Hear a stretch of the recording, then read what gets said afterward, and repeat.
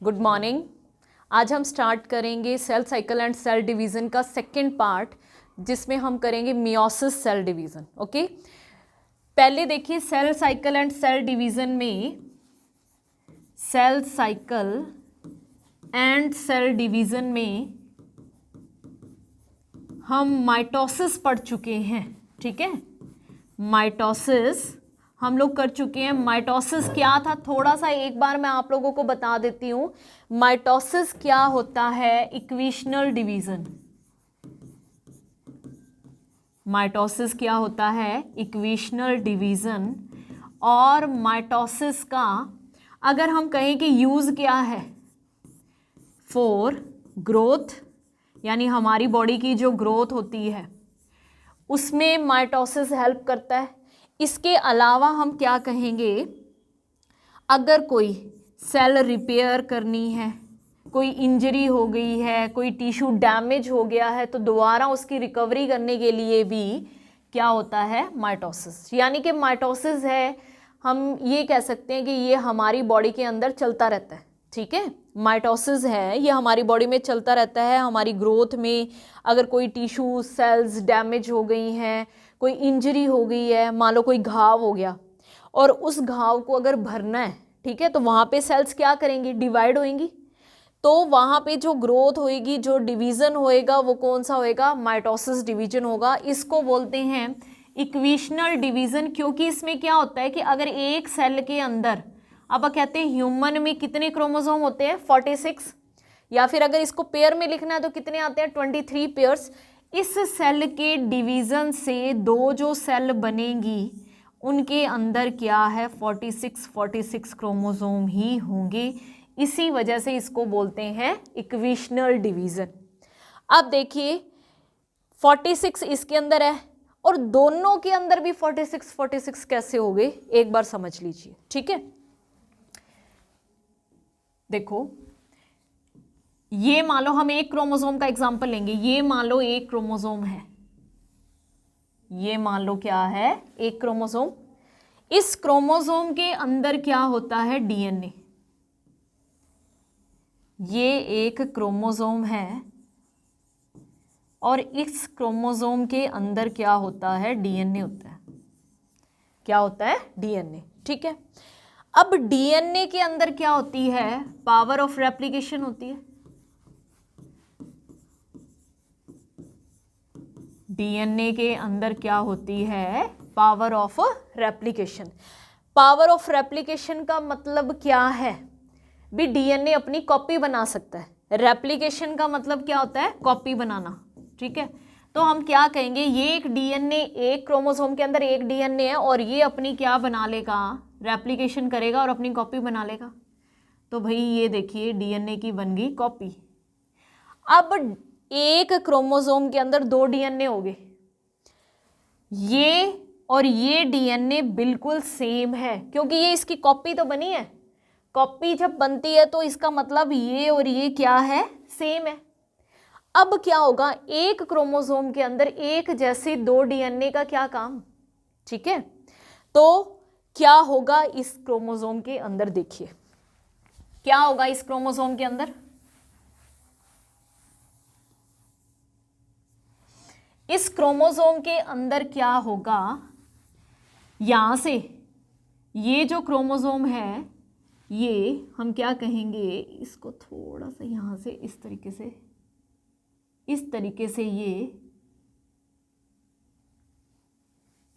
Partition होनी इसके अंदर शुरू हो जाएगी।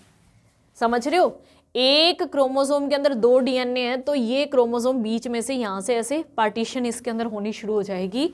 और इसको देखो मैं यहां बना के दिखाती हूँ, इस तरीके से बीच में पार्टीशन हो जाएगी।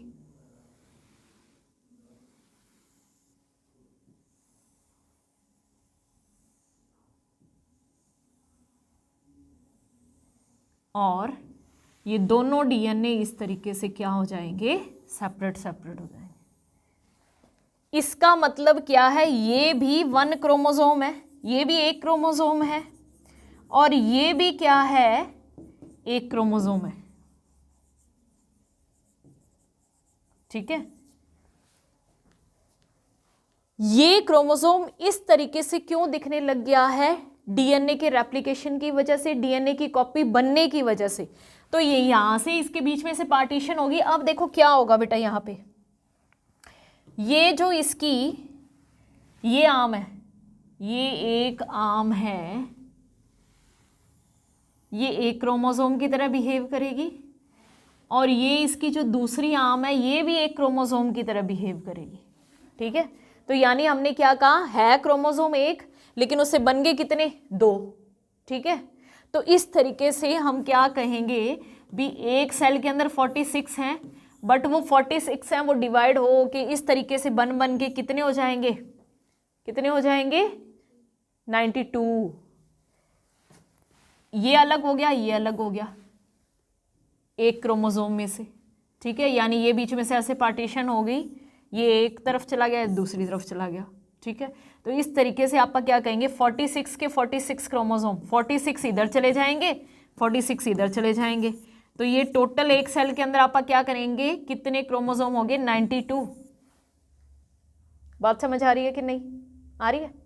ठीक है, अब देखो ये जो 46 हैं ये किसकी तरह होगे? 92 की तरह होगे, तो एक से 2 बनेंगे, तो एक में भी 46 आ जाएंगे, इसमें भी 46 आ जाएंगे, तो ये हो गए ना। ठीक है, इसे क्या बोलेंगे? Equational division, equal number of chromosome रह गया। नहीं समझ में आया तो बता दो, दोबारा बता दूंगी। अब हम करेंगे मियोसिस।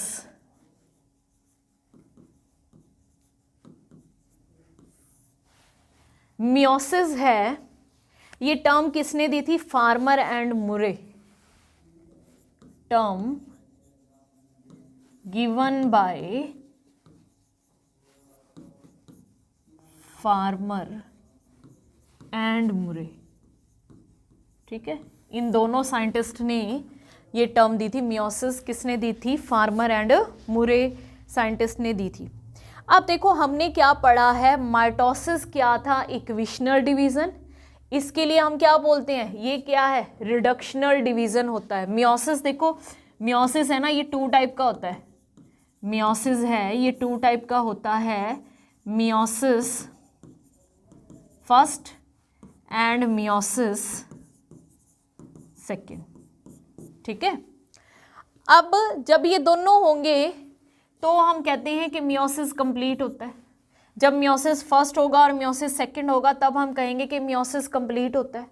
ठीक है, अब मियोसिस फर्स्ट और मियोसिस सेकंड के मिलने से मियोसिस कंप्लीट होता है। मियोसिस फर्स्ट को बोलते हैं, मियोसिस फर्स्ट का एक और नाम है, मियोसिस फर्स्ट को बोलते हैं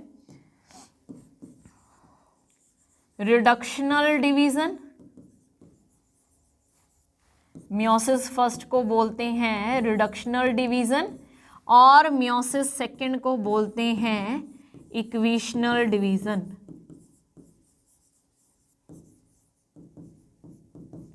मियोसिस फर्स्ट को बोलते हैं रिडक्शनल डिवीजन और मियोसिस सेकंड को बोलते हैं इक्वेशनल डिवीजन। ठीक है, अब मुझे ये बताओ, इक्वेशनल डिवीजन हमने एक और पढ़ा है, कौन सा पढ़ा है? माइटोसिस, यानी मियोसिस सेकंड है, इसका दूसरा नाम हम माइटोसिस भी ले सकते हैं। ठीक है, मियोसिस सेकंड का दूसरा नाम क्या ले सकते हैं? माइटोसिस भी ले सकते हैं। मियोसिस फर्स्ट को बोलते हैं रिडक्शनल डिवीजन, मियोसिस सेकंड को बोलते हैं इक्वेशनल डिवीजन। दोनों होंगे तो मियोसिस कंप्लीट होएगा। यूं नहीं कि मियोसिस फर्स्ट हमने पढ़ लिया तो भाई मियोसिस कंप्लीट हो गया। मियोसिस फर्स्ट और मियोसिस सेकंड को मिला के मियोसिस कंप्लीट होता है। अब हमें ये देखना है कि मियोसिस होता कहाँ पे है। माइटोसिस तो हमने क्या पढ़ा? माइटोसिस तो हमने बोला कि बॉडी की ग्रोथ के लिए ज़रूरी है, मतलब हमारी बॉडी में सारा दिन माइटोसिस तो होता रहता है। ठीक है, अगर कोई सेल डैमेज हो गई है, कोई इंजरी हो गई है, कोई टिश्यू डैमेज हो गया है, कोई घाव हो गया है, कुछ भी हो गया है, तो हम क्या बोलेंगे कि माइटोसिस होगा और वो सेल जितनी भी डैमेज वगैरह हुई है उनकी सारों की रिकवरी हो जाएगी दोबारा। हम क्या कहेंगे? मियोसिस कब होता है? याद रखना है, meiosis only for gamete formation के टाइम होता है। कब होता है? गैमीट फॉर्मेशन के टाइम। ठीक है, तो भाई लिखिए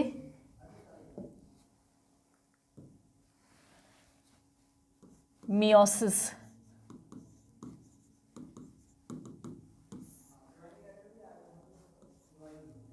occur when gamete formation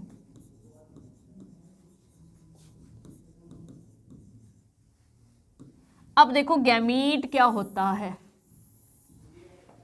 meiosis कब होता है, जब क्या होता है गैमीट फॉर्मेशन। गैमीट फॉर्मेशन का मतलब क्या है, जैसे आप लोगों से ये पूछ लिया जाए कि मेल गैमीट क्या होते हैं, मेल गैमीट क्या होते हैं, स्पर्म, और फीमेल गैमीट क्या होता है, एग।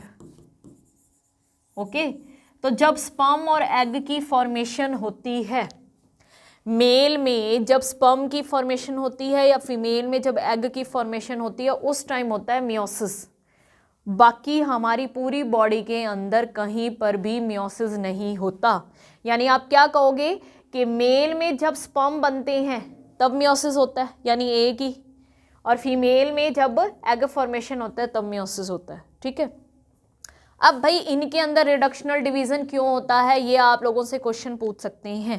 भाई मियोसिस में ये स्पर्म और एग जब फॉर्मेट होते हैं तो क्रोमोसोम नंबर हाफ क्यों हो जाती है। इसका मतलब क्या है कि स्पर्म है उसके अंदर कितने क्रोमोसोम होते हैं, 23, और एग में भी कितने होते हैं, 23। आधा कर दो, 46 का हाफ कर दो, 46 का हम क्या कर देंगे, हाफ कर दो। ठीक है, 46 का हाफ यानी कि 23।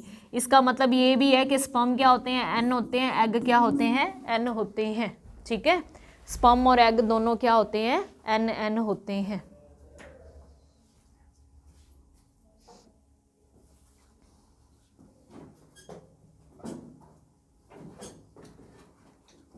ठीक है भाई, स्पर्म क्या होते हैं, एन, और एग भी क्या होते हैं, एन।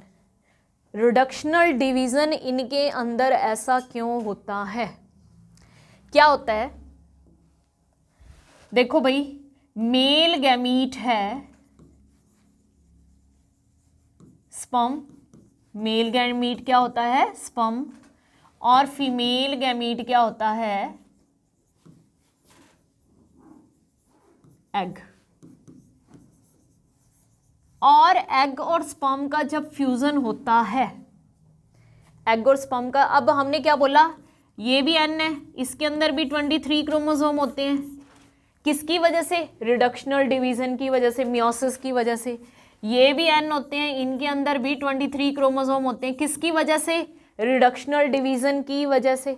ठीक है, तो अब यहाँ पे देखो इनमें रिडक्शनल डिवीजन क्यों होता है, जब स्पर्म और एग का फ्यूजन हुआ, मेल गैमीट और फीमेल गैमीट का फ्यूजन होगा, तो यहाँ पे देखो एन और एन से क्या बन जाएगा, 2n, या फिर आप क्या बोलोगे, इसके अंदर कितने क्रोमोसोम आ जाएंगे, 46 क्रोमोसोम आ जाएंगे, जो बेबी होगा, है ना, जिसे हम क्या बोलेंगे, जाइगोट।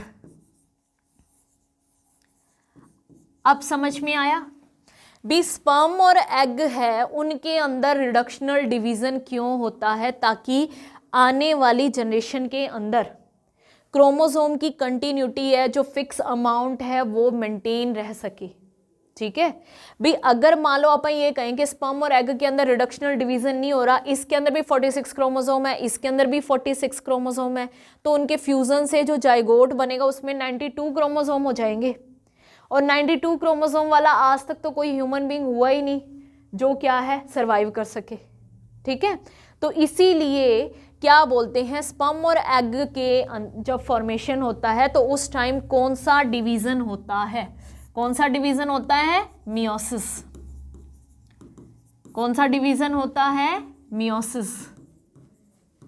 किस लिए, ताकि अगली जनरेशन के अंदर क्रोमोसोम है उसकी काउंट है वो मेंटेन रह सके, 46 के 46 आ सके। ठीक है, इसीलिए रिडक्शनल डिवीजन होता है। समझ में आया, ओके। अब देखो हम मियोसिस स्टार्ट करते हैं, हम क्या स्टार्ट करेंगे, मियोसिस। मियोसिस है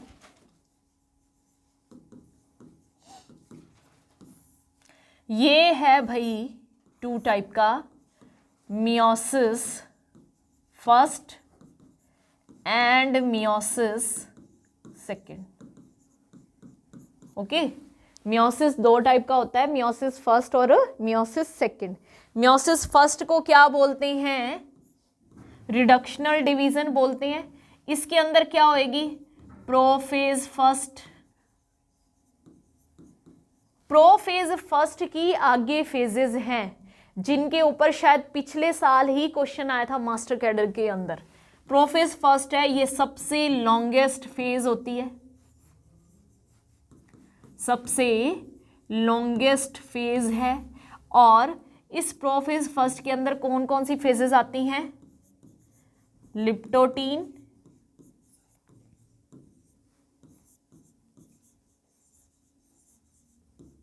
जाइगोटीन, पेकाइटीन,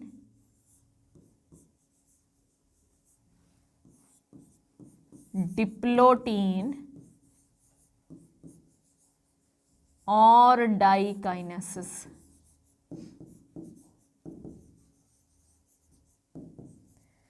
ठीक है, कितनी फेजेस हैं प्रोफेज फर्स्ट की? 5 फेजेस हैं। इनका सीक्वेंस आता है आपके एग्जाम के अंदर, शायद आप लोगों को याद भी होगा ये क्वेश्चन। कैसे दे देते हैं? जैसे आपको यूं बोल दिया कि प्रोफेज फर्स्ट की जो फेजेस हैं उनको सीक्वेंस वाइज अरेंज करो, तो पहले ऑप्शन में आपको दे दिया लेप्टोटीन, पकाइटीन, डिप्लोटीन, डाइकाइनेसिस, जाइगोटीन। दूसरे में घुमा के उल्टा दे दिया, है ना। तीसरे में कुछ और दे दिया। आपको कहेंगे कि इनमें से कौन सा करेक्ट सीक्वेंस है प्रोफेज फर्स्ट के लिए। तो आपको याद रखना है, लता जरा पानी दे देना। ठीक है, लता जरा पानी दे देना। Leptotene, zygotene, pachytene, diplotene, diakinesis, ये करेक्ट सीक्वेंस है और 101% श्योर है इनके ऊपर क्वेश्चन आता ही आता है। किस फेज के अंदर क्या होता है, पक्का। किसी में क्रॉसिंग ओवर होता है, कहाँ पे क्याज़मेटा फॉर्मेशन होता है, कहाँ पे टर्मिनलाइजेशन होता है, कहाँ पे मतलब साइनेप्सिस होता है। हमेशा ये क्वेश्चन आता ही आता है 101%। प्रोफेज फर्स्ट के बाद हम क्या पढ़ेंगे? Metaphase first. ये पहली फेज है, मेटाफेज फर्स्ट। फिर एनाफेज फर्स्ट और फिर टीलोफेज फर्स्ट। ठीक है, prophase first, metaphase first, anaphase first, telophase first. और मियोसिस सेकंड की जो फेजेस हैं उनके नाम लिखिए। Prophase second,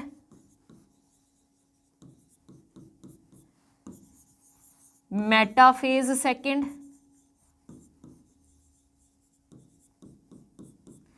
anaphase second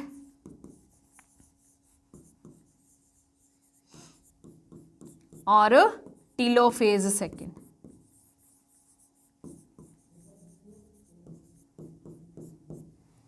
prophase second, metaphase second, anaphase second, telophase second. इतना करने के बाद मियोसिस कंप्लीट हो जाएगा। ठीक है, सबसे पहले प्रोफेज फर्स्ट में leptotene, zygotene, pachytene, diplotene, diakinesis के बारे में, फिर मेटाफेज फर्स्ट, फिर एनाफेज फर्स्ट, फिर टीलोफेज फर्स्ट, फिर मियोसिस सेकंड करेंगे। Prophase second, metaphase second, anaphase second, telophase second. तो हम इसको शुरू करते हैं। ठीक है, सबसे पहले हेडिंग लगाएंगे prophase first.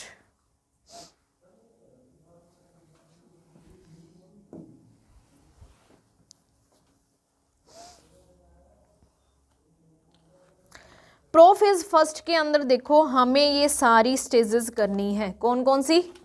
Leptotene, zygotene, pachytene, diplotene, diakinesis. अब देखो भाई, हमें पता है मियोसिस 2 होते हैं। रीज़न, मियोसिस 2 होने का रीज़न क्या है? एक्चुअली माइटोसिस में हम क्या पढ़ते हैं? देखो माइटोसिस में हम क्या पढ़ते हैं? माइटोसिस में ना एक क्रोमोसोम होता है, इस तरीके से एक क्रोमोसोम होता है। प्रोफेज के अंदर वो इस तरीके से होता है, मेटाफेज में लाइन में कन्वर्ट होता है, एनाफेज में बीच में से टूट जाता है, और टीलोफेज के अंदर 46 इधर चले जाते हैं, 46 आर्म्स इधर चले जाते हैं और ये एक एक क्रोमोसोम की तरह बिहेव करते हैं और काम खत्म। ठीक है, मियोसिस है वो लंबा क्यों है, मियोसिस फर्स्ट और मियोसिस सेकंड क्यों होते हैं, उसके अंदर होमोलोगस पेयर आपस में पेयरिंग करते हैं। इसके अंदर तो आपको क्या याद रखना है, इसके अंदर तो क्रोमोसोम कल्ला कल्ला होता है, ठीक है। उसके अंदर मियोसिस के अंदर क्या होता है, होमोलोगस पेयर। होमोलोगस का मतलब क्या होता है, मियोसिस के अंदर क्या होगा, मियोसिस में क्या होता है, होमोलोगस पेयर अटैच होते हैं, साइनेप्सिस होता है। देखो होमो का मतलब क्या होता है, सेम, सेम क्रोमोसोम के जो पेयर्स हैं ना वो आपस में कनेक्ट होते हैं। इसके अंदर देखो क्या होता है, ये तुम्हें पता चल गया।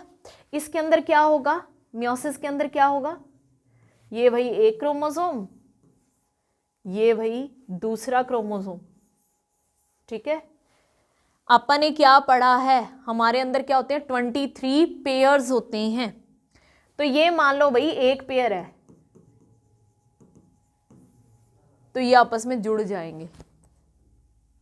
इसमें ऐसा नहीं था, इसमें क्या था, 46 क्रोमोसोम एक लाइन के अंदर लगे हुए हैं। ये क्रोमोसोम 1 है, ये क्रोमोसोम 2 है, ये क्रोमोसोम 3 है, ये क्रोमोसोम 4 है, ठीक है।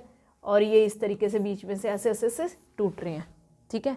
अगर इनके पेयर्स हैं, मान लो ये क्रोमोसोम का एक पेयर है, तो ये भी अलग अलग है, ये भी अलग अलग है। यानी क्रोमोसोम 1 का मान लो आप, ये मान लो कि ये 1 पेयर है, ये 2 नंबर पेयर है। आप कहते हैं ना 23 पेयर्स हैं हमारे पास, क्रोमोसोम के कितने पेयर हैं, 23 पेयर हैं। तो ये पहला पेयर है, ये दूसरा पेयर है। माइटोसिस में क्या होता है, हर अलग अलग रहता है, कोई पेयर पुअर नहीं बनते, कोई कुछ नहीं होता, हर क्रोमोसोम अलग अलग है। यानी 46 के 46 क्रोमोसोम अलग अलग है। यहाँ पे क्या होंगे, पेयर्स आपस में जुड़ेंगे, ठीक है।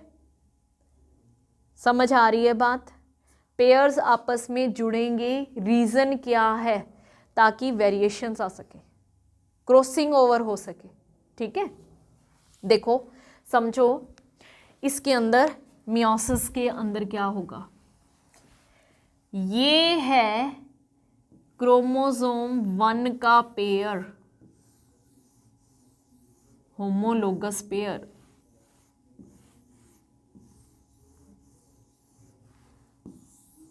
ये एक पेयर है, 1 पेयर, हम ये लेंगे, ठीक है, हम ये लेंगे। ये एक फीचर है, उसके अंदर तो क्या था, माइटोसिस में क्या था, ये अलग था, ये अलग था, अलग अलग अलग अलग सारे अलग अलग थे। इसमें तो क्या जोड़ा बना बना के रह रहे हैं। भी मियोसिस यूँ कहता है भी मैं अकेला नहीं रह सकता, ठीक है, मुझे तो पेयर में चाहिए, 2 जने चाहिए, ठीक है। तो ये आपस में जुड़ जाएंगे, ये आपस में क्या है, जुड़ जाएंगे। मियोसिस फर्स्ट के अंदर क्या होता है, इस तरीके से क्रोमोसोम आपस में जुड़ जाते हैं, होमोलोगस पेयर बन जाता है। जब ये जुड़ते हैं ना, अब जैसे leptotene, zygotene, pachytene, diplotene, diakinesis के अंदर होता क्या है, ये आपस में जुड़ते हैं। जुड़ने के बाद इनकी आर्म्स हैं वो एक दूसरे से एक्सचेंज हो जाती हैं, बदल जाती हैं, ठीक है। उसे हम क्या बोलेंगे, क्रॉसिंग ओवर होएगा, तो वेरिएशंस आएंगी। तो कुल मिला के हम ये कह सकते हैं कि मियोसिस है, मियोसिस का वेरिएशंस में बहुत बड़ा रोल है। अब देखो मान लो मियोसिस नहीं होता, उसके अंदर ये चीज़ नहीं होती, तो भाई हम मतलब एक पेरेंट्स हैं, उनके जो बच्चे होंगे वो सेम सेम ही होंगे सारे, वेरिएशंस आएंगी ही नहीं। वेरिएशन नहीं आएंगी तो हम सर्वाइव कैसे करेंगे। सर्वाइव करने के लिए क्या चाहिए, वेरिएशंस चाहिए। सर्वाइव करने के लिए क्या चाहिए, वेरिएशंस। अगर हम सर्वाइव करना चाहते हैं तो वेरिएशंस बहुत ज़रूरी हैं। अगर वेरिएशंस नहीं होंगी तो हम सर्वाइव नहीं कर पाएंगे, ठीक है। बात समझ आई यहाँ पे। तो अब हम इसको शुरू करते हैं। एक पेयर लेके चलेंगे, ठीक है, एक पेयर लेके चलेंगे और उसके साथ हम सब कुछ सॉल्व करेंगे। प्रोफेज फर्स्ट, मियोसिस फर्स्ट का प्रोफेज फर्स्ट, ठीक है, प्रोफेज फर्स्ट है, आप क्या लिखोगे इसके अंदर, सबसे लॉन्गेस्ट फेज है और इसकी 5 सब स्टेजेस होती हैं, लॉन्गेस्ट और क्या बोलोगे 5 सब स्टेजेस, लॉन्गेस्ट फेज है और 5 सब स्टेजेस होती हैं। ठीक है, सबसे पहले लिप्टोटीन, फर्स्ट इसके अंदर क्या है, लिप्टोटीन। क्या होगा, ये सेल है,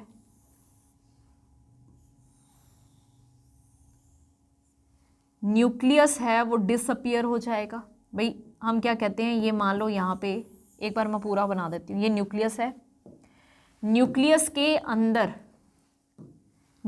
के अंदर अपने पास क्या है, क्रोमेटिन थ्रेड है। क्या है, क्रोमेटिन थ्रेड। आप लोगों को ये पता होना चाहिए कि क्रोमेटिन थ्रेड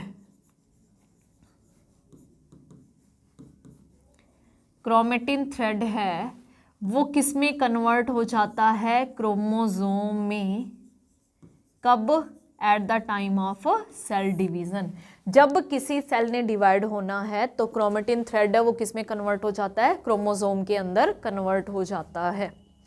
तो भाई ये न्यूक्लियस है और न्यूक्लियस के अंदर ये क्या पड़े हैं, क्रोमेटिन थ्रेड। न्यूक्लियस में क्या पड़े हैं, क्रोमेटिन थ्रेड, जो बाद में किस में कन्वर्ट हो जाएंगे, क्रोमोसोम के अंदर कन्वर्ट हो जाते हैं। तो ये जो क्रोमेटिन थ्रेड है ये बहुत सारे होते हैं भाई। ठीक है, अब लिप्टोटीन में क्या होगा, ये जो न्यूक्लियस मेम्ब्रेन है ये डिसअपियर हो जाएगी।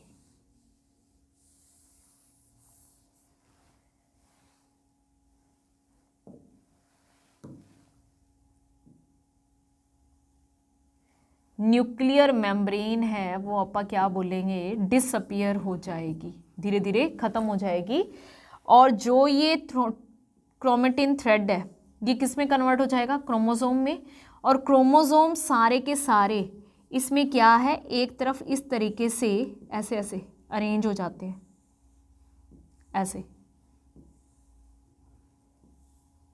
कहते हैं कि जब लिप्टोटीन स्टेज को हम माइक्रोस्कोप में देखते हैं तो यहाँ पे हमें एक बुक्के लाइक स्ट्रक्चर दिखाई देती है, इसे बोलते हैं बुक्के स्टेज।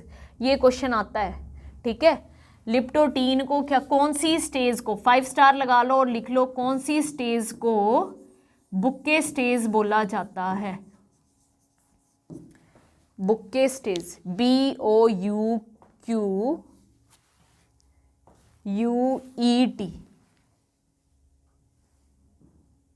Bouquet stage. ठीक है, ये क्वेश्चन आता है। सबसे लंबी स्टेज है लिप्टोटीन स्टेज और इसके अंदर क्रोमोसोम है वो लॉन्गेस्ट और थिनेस्ट होते हैं। ये क्वेश्चन भी आता है, क्रोमोसोम कैसे होंगे, क्रोमोसोम लॉन्गेस्ट एंड थिनेस्ट किस में होंगे, लिप्टोटीन में। तो लिप्टोटीन के ऊपर अगर क्वेश्चन पूछा जाएगा, लिप्टोटीन के ऊपर अगर क्वेश्चन पूछा जाएगा तो भाई इन दोनों में से ही आएगा, अदरवाइज नहीं आएगा।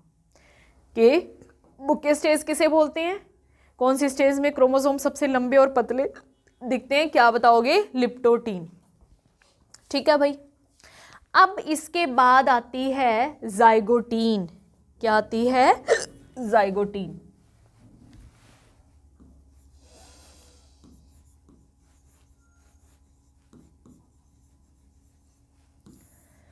क्वेश्चन देखो इसके ऊपर क्या पूछे जाते हैं, जो मैं आपको बता रही हूं बस उससे बाहर आएगा ही नहीं। ठीक है, जाइगोटीन के ऊपर क्वेश्चन क्या पूछे जाते हैं कि पेयर ऑफ होमोलोगस क्रोमोसोम कहां पे होता है, pair of homologous chromosome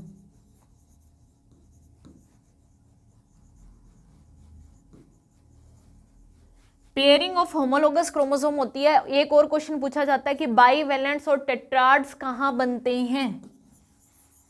bivalent and टेट्राड्स कहाँ बनते हैं, बाईवैलेंट और टेट्राड्स कहाँ बनते हैं, ठीक है। सिनेप्टोनीमल कॉम्प्लेक्स कहाँ पे बनता है, सिनेप्टोनीमल कॉम्प्लेक्स कहाँ पे बनता है।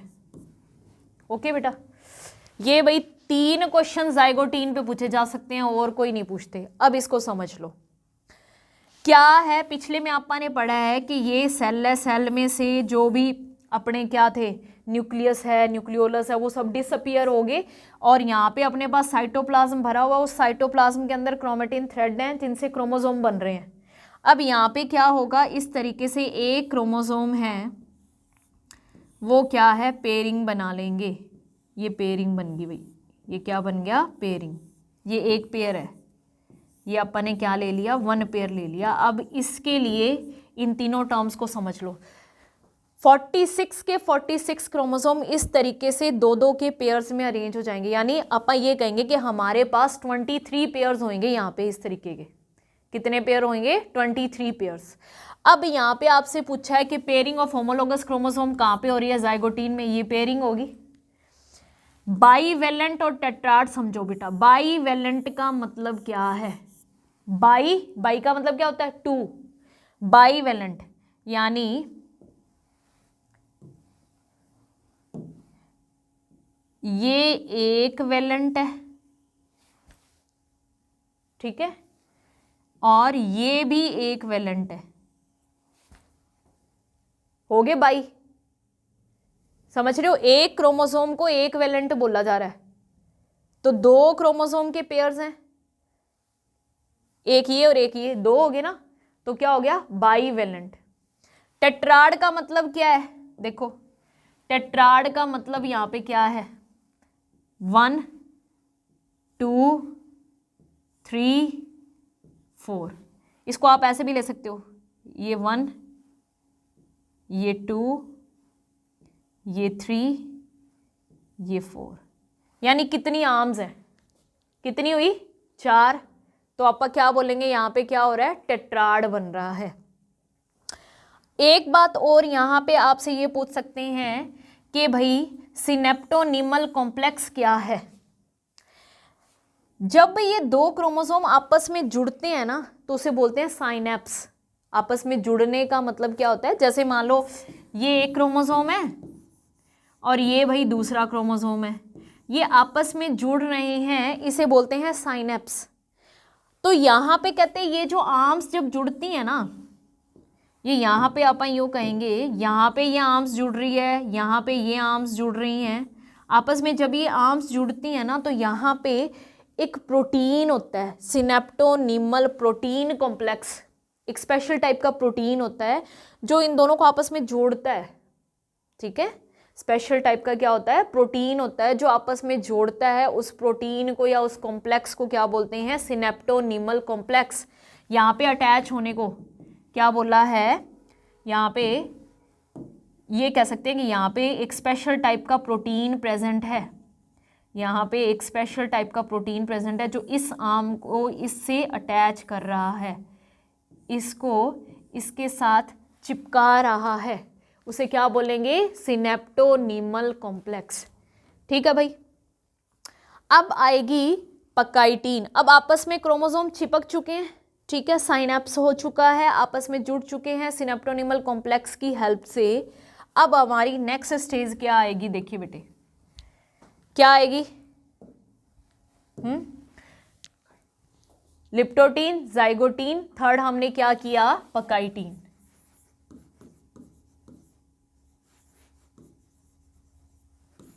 इसके अंदर क्या होता है, एक ही क्वेश्चन आता है इस पे, क्रॉसिंग ओवर कहां पे होता है, क्रॉसिंग ओवर। एक ही क्वेश्चन आता है कि क्रॉसिंग ओवर है वो कहां पे होता है। क्रॉसिंग ओवर कहां पे होता है, पकाइटीन स्टेज के अंदर होता है, ठीक है। एक चीज देखिए, अब क्या होगा भाई, ये एक क्रोमोसोम है, ठीक है, अलग अलग कलर से बनाते हैं ताकि डिफ्रेंशिएट कर सके। क्रॉसिंग ओवर हो जाएगा। क्रॉसिंग ओवर का मतलब इस तरीके से, ऐसे, ठीक है, क्रॉस ऐसे हो जाएंगे एक दूसरे के साथ। अब इनके बीच में क्रॉसिंग ओवर हुआ। आपको याद रखना है क्रॉसिंग ओवर हमेशा किसके बीच में होगा, ये दोनों क्या है भाई,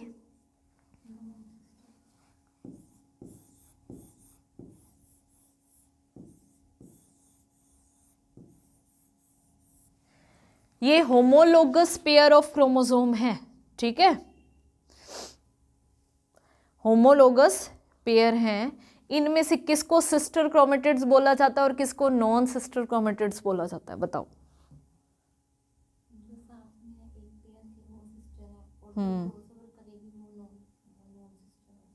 बिल्कुल।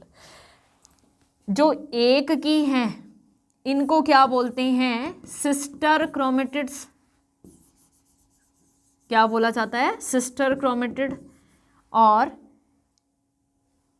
क्या बोलोगे, इसे और इसे, ये दो अलग अलग है ना, तो इन दोनों को क्या बोला जाता है, नॉन सिस्टर क्रोमेटिड।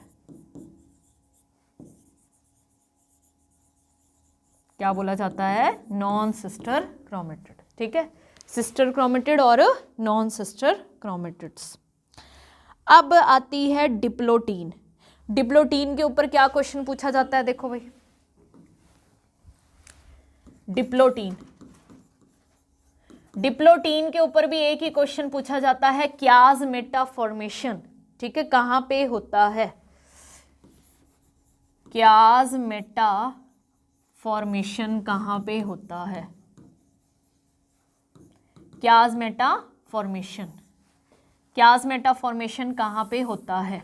क्याज़मेटा क्या होता है, एक्स शेप। जब इन्होंने क्या बोला है कि ये एक क्रोमोसोम, ठीक है, और ये क्या है, दूसरा क्रोमोसोम। चलो बस एक पे ही दिखा देते हैं ना, ये देखो भाई, यहां पे एक्स शेप बन रही है, ठीक है, ये वाली और ये वाली, इसे बोलते हैं क्याज़मेटा फॉर्मेशन। क्रॉसिंग ओवर देखो पकाइटीन के अंदर हो गया, तो आप लोगों के दिमाग में ये चीज आएगी, भाई एक्स शेप भी तो वहां पे दिखनी चाहिए जब वहां पे क्रॉसिंग ओवर हो रहा है, लेकिन क्लियर एक्स शेप यहाँ पे जो क्रॉसिंग ओवर है ना, बिल्कुल क्लियर डिप्लोटीन के अंदर दिखता है, ठीक है, इसे बोलते हैं, ये एक्स शेप स्ट्रक्चर बन जाती है, इसे बोलते हैं क्याज़मेटा फॉर्मेशन। क्या बोलेंगे, क्याज़मेटा फॉर्मेशन। डाइकाइनेसिस में क्या होता है, टर्मिनलाइजेशन। अब देखो यहां पे क्या होगा, पहले इसको थोड़ा सा देखो, क्रॉसिंग ओवर होएगा ना, तो इसका ये पार्ट टूट के इस क्रोमोसोम के साथ और ये पार्ट टूट के इसके साथ जुड़ जाएगा। देखो कैसे होएगा,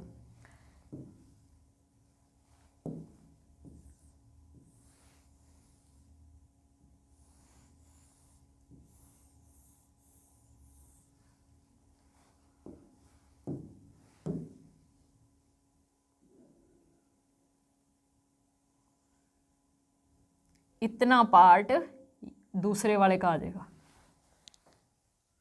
ठीक है, और इधर वाले पे क्या होगा, देखो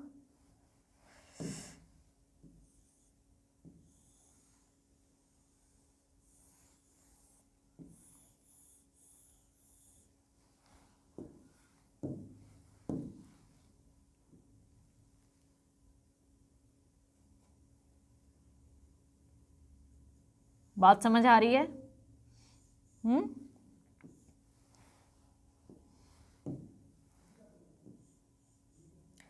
बात समझ आ रही है।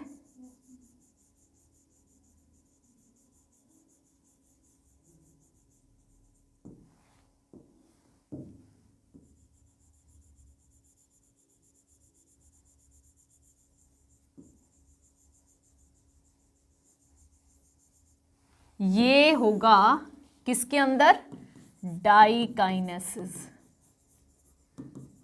क्या होता है? टर्मिनलाइजेशन।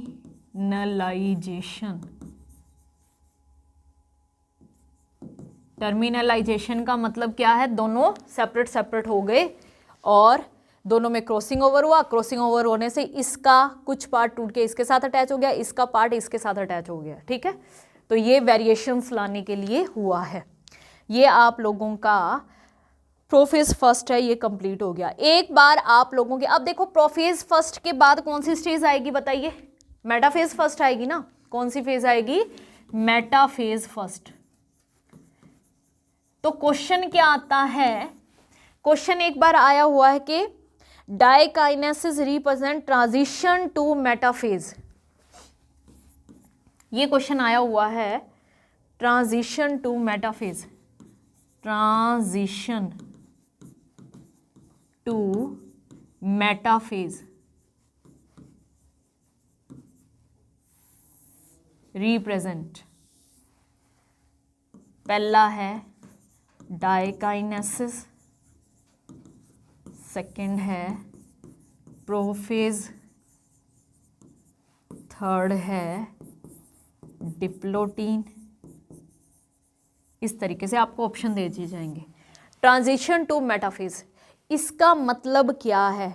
बी कौन सी स्टेज के बाद? ट्रांजिशन का मतलब ट्रांसफर, हम मेटाफेज के अंदर ट्रांसफर होंगे। डाइकाइनेसिस के बाद मेटाफेज में ट्रांसफर हो रहे हैं। किसके बाद ट्रांसफर हो रहे हैं? डाइकाइनेसिस के बाद। एक्चुअली ये ट्रांजिशन का मतलब नहीं पता चलता बच्चों को। भाई इन्होंने बोला है कि कौन सी स्टेज के बाद मेटाफेज के अंदर जाएंगे।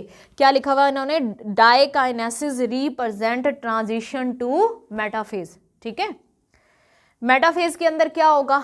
सारे के सारे क्रोमोसोम एक लाइन के अंदर इस तरीके से अरेंज हो जाते हैं। ये एक पेयर, ठीक है, ये दूसरा पेयर, ये तीसरा पेयर, इस तरीके से। अब देखो, सॉरी एक बार बस 1 मिनट रुको रुको रुको रुको रुको, ऐसे नहीं होगा। क्या होगा? 2 प्लेटें बनेंगी। हाँ, 1 नहीं बनेगी, 2 बनेगी भैया, क्योंकि होमोलोगस पेयर है ना। एक पे एक क्रोमोसोम अरेंज होएगा,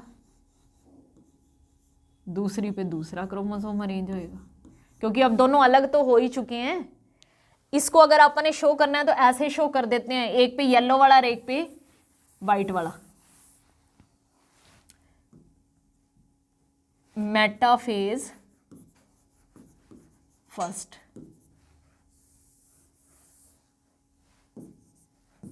देखो इस तरीके से 2 प्लेटें बनानी है हमें। 2 प्लेटें हमने बना दी। अब इन क्रोमोसोम को हम अरेंज करेंगे।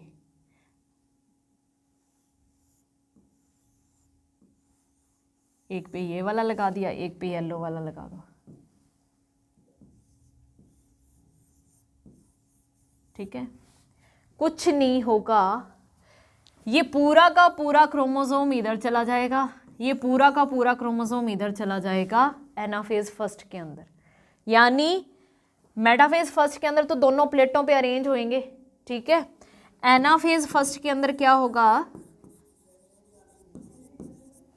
ये पूरा का पूरा क्रोमोसोम इधर चला जाएगा, ये पूरा का पूरा क्रोमोसोम इधर चला जाएगा। यहाँ पे आप लिख लो स्टार लगा के एक पॉइंट के सेंट्रोमियर नॉट डिवाइड। सेंट्रोमियर को डिवाइड होने की जरूरत ही नहीं पड़ी। क्यों नहीं पड़ी? क्योंकि पूरा का पूरा क्रोमोसोम ही मूव कर गया। ठीक है, पूरा का पूरा क्रोमोसोम ही मूव कर गया। ये क्वेश्चन आया हुआ है, division of centromere is absent in. Question क्या आता है? Division of centromere is absent in. Centromere पता है ना क्या होता है? क्रोमोसोम के जो ये बीच में है, इसे आप क्या बोलते हैं? सेंट्रोमियर। कहाँ पे एब्सेंट होता है? आंसर क्या आएगा इसका? Anaphase first. ये क्वेश्चन आया हुआ है आपके एग्जाम्स के अंदर, एनाफेज फर्स्ट। ठीक है, उसके बाद में आएगी टीलोफेज। टेलोफेज फर्स्ट के अंदर क्या होता है, न्यूक्लियर मेम्ब्रेन, न्यूक्लियोलस सब फिर से बन जाएंगे, ठीक है। बस फर्क क्या है, आधे क्रोमोसोम इधर चले गए, आधे इधर चले गए, ठीक है। 46 क्रोमोसोम है तो हम क्या बोलेंगे, ये सेल बन गई, इस सेल के अंदर यहां से साइटोकाइनेसिस होएगा, साइटोकाइनेसिस तो बाद में होगा, ठीक है। 23 क्रोमोसोम इधर आ जाएंगे, 23 इधर आ जाएंगे, ओके। यानी अपन ने क्या कहा कि एक सेल के डिवीजन से हमारे पास 2 सेल बन गई, ये भी एन है और ये भी क्या है, एन है। रिडक्शनल डिवीजन हुआ है, क्या हुआ है, रिडक्शनल डिवीजन हुआ है। अब हमें करना है मियोसिस सेकंड, वो हम करेंगे कल, ठीक है।